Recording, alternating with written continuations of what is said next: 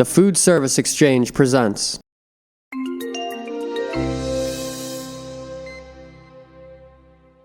Hi, I'm Rachel Lee. I'm going behind the brand with Davis Poole, VP of Sales and Marketing for Magic Chef. Davis, so many appliances in my house, especially in my kitchen. A lot of trial and error trying to figure them out, but the one that I can always figure out is my Magic Chef microwave. Pretty much that's what Magic Chef stands for. That's our mantra. Simple products, simple pleasures. We make it easy for the average consumer to use. So I was on your website and I noticed you have something new coming to the market, Magic Steam microwave cookware. I'm very intrigued. It's a perfect extension of our microwave category. We dominate the microwave category today in Home Depot. We felt like this would augment that business model. It helps takes pressure off your regular cooking time and cooking with your oven, and it tastes just as good. Wow, so I can cut down the amount of time that I'm spent cooking by putting it in the microwave, and I'm still gonna get that same, because I feel like a lot of times the flavor just doesn't come out as good when it's in the microwave. In this case, it will. We've designed it to where it actually keeps the